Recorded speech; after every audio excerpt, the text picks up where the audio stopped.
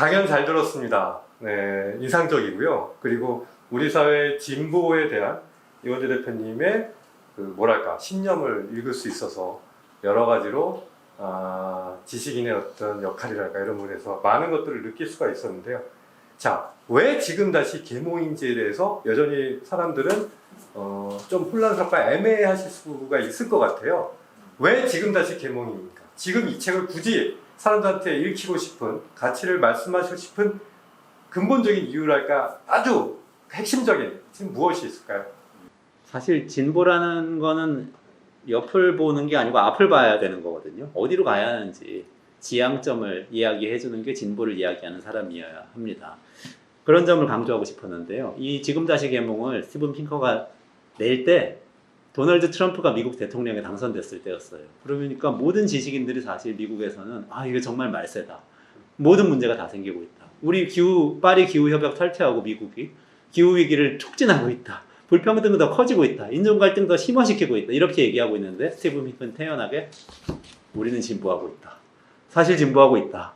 더 하면 된다. 이렇게 얘기를 하는 거거든요. 저는 이런 거라는 거를 말씀드리고 싶어요. 그러니까 진보라는 것은 지금 옆에 있는 사람들이 뭘 잘못하고 있는 걸 지적하는 게 진보가 아니고 우리가 어디로 나가야 될지를 사실 같이 손가락으로 가르쳐 주는 게 진보다. 그게 이제 스티븐 핑커의 계몽주의가 얘기하는 미덕인 것 같습니다. 그래서 이게 내용 중에는 조금 생각이 다른 부분도 있는데 사실 열심히 읽었어요. 한 2번쯤 열심히 읽었습니다. 그래서 우리 사회 지금 북극성이 없는데요. 좀 북극성 같은 좌표를 한번 생각을 해보자. 이게 제가 이 책을 읽으면 생각했던 내용입니다. 네, 같이 혼란의 시대인데요.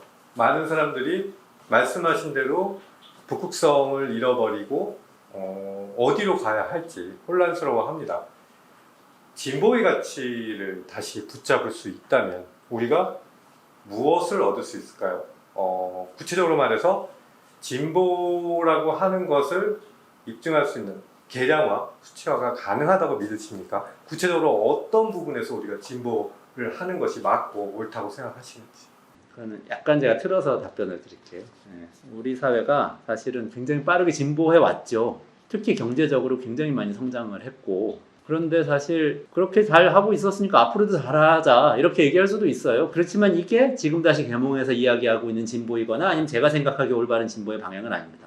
진보의 정의는 계속해서 바뀌는 거예요. 우리의 구국성은 계속 바뀌는 거죠.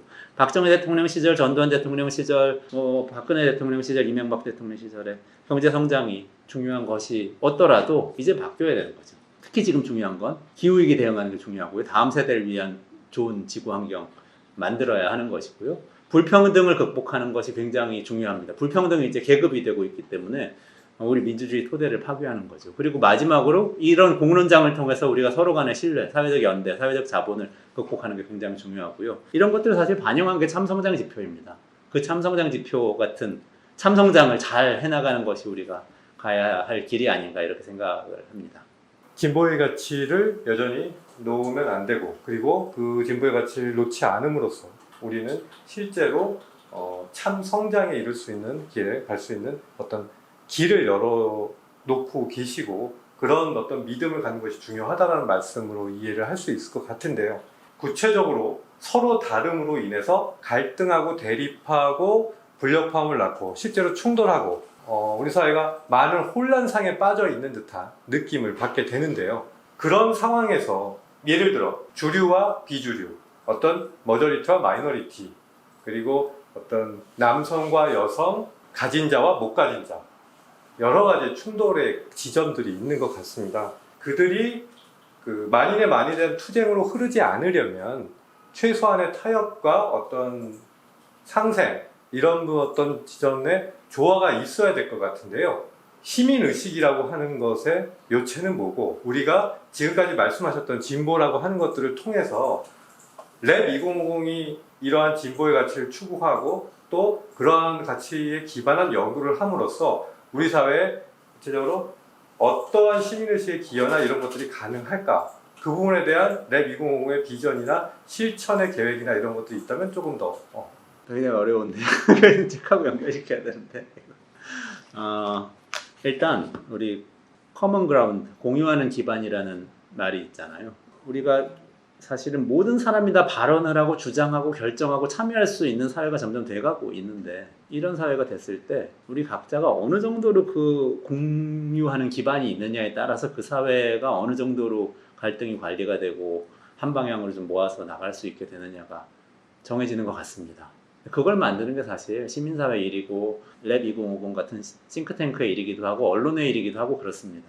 그 일을 사실 근데 지금까지 우리 사회가 열심히 하진 않았어요. 왜냐하면 우리 사회는 어떤 리더와 정부와 또 뭐 대기업과 이런 곳에서 이 어떤 커먼 그라운드를 딱 장악하고 그것을 아래로 쫙 뿌려주고 많은 사람들이 그걸 그냥 따라가는 방식으로 사회를 운영을 해왔고 그게 큰 문제가 없었거든요. 근데 지금은 그렇게 할 수가 없는 상황이 됐죠. 9시 뉴스에서 얘기하면 커먼 그라운드가 되는 그런 사회였는데 그렇게 되지가 않기 때문에 스스로 만들어야죠. 스스로 만들려면 어쩔 수 없습니다. 각자 공부하고 각자 데이터를 찾고 충분한 근거를 가지고 내놓고 이야기를 하고요. 겸허하게 상대방의 이야기를 가지고 자기의 생각을 수정하면서 이야기를 해야 됩니다. 나도 틀릴 수 있어.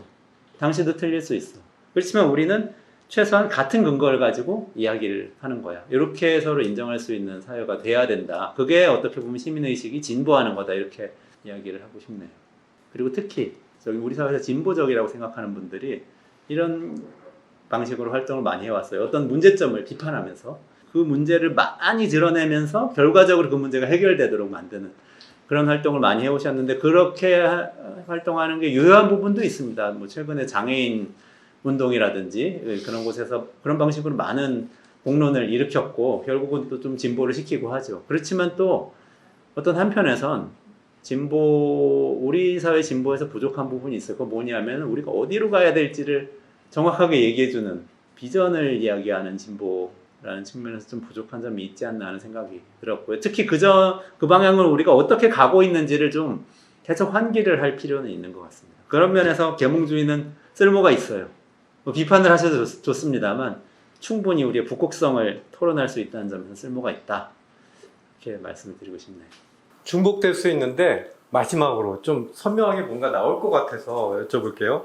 기성의 지금의 혼란, 지금의 어떤 그 확증 편향과 양극의 극단 대립, 어떤 정치의 분열상 모든 것들로 인해서 사람들이 갈 길을 잃어가는 이런 상황 속에서 북극성이 필요하다. 그 북극성의 가치를 우리는 진보에서 구하고 있고요. 랩 2050은. 그리고 자 기존의 플레이어들 정치와 미디어의 영역에서 제 역할을 못하고 있다라고 하는 지적들이 많아요. 자, 우리는 싱크탱크로서 그들이 우리 사회에서 반드시 필요한 기능들에서 못한 부분들, 부족한 부분들을 채우거나 또는 주도해서 개선해 나가겠다라고 하는 의지를 갖고 있지 않습니까? 싱크탱크로서 랩 2050이 기성의 정치와 미디어가 못하고 있는 부분들을 그러니까 그런 부분들은 무엇이며 어떻게 랩 2050이 역할을 할 수 있는지에 대해서 조금 더 말씀해 주셨습니다. 이런 문제가 난해해지고 있는데 네. 우리 사회 혐오와 갈등이 점점 늘어나고 있는 것 같잖아요. 인터넷, 유튜브 이런 데서 막 욕하고 뭐 비난하고 가짜뉴스 왔다 갔다 하고. 근데 저는 그렇게 생각하지 않습니다. 드러나고 있을 뿐이에요. 다 마음속에 있고 다 밤에 술집에서 막걸리 마시면서 또는 가정에서 텔레비전 보면서 길에서 친구들하고 얘기하면서 있던 이야기들이 지금 공론장에 다 한꺼번에 등장하고 있기 때문에 우리가 혐오와 갈등이 늘어나고 있다고 느끼는 거라고 저는 보거든요.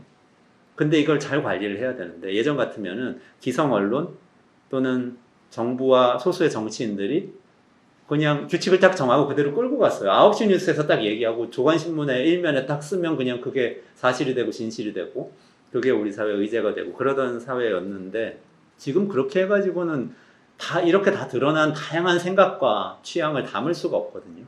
새로운 방식을 찾아야 되는데 우리 사회는 아직 못 찾고 있습니다. 그걸 찾는데 사실은 많은 노력을 해야 되고 그게 언론의 일이고 시민사회 일입니다. 사실 정부가 주도해서 하기는 좀 그건 어려운 일인 것 같고요. 그러면 싱크탱크로서 저희는 비영리 시민사회 싱크탱크니까 싱크탱크로서 할 수 있는 일은 어떻게 하면 그 이야기들을 담을 수 있는 지식을 계속 생산을 할 수 있고 그 지식을 우리 거를 그냥 들으세요 하는 방식으로 얘기하는 게 아니라 열린 공간에서 많은 분들이 들어와서 그 지식을 놓고 그걸 기반으로 같이 토론을 할 수 있게 할까. 이게 저희들이 갖고 있는 가장 큰 고민이죠.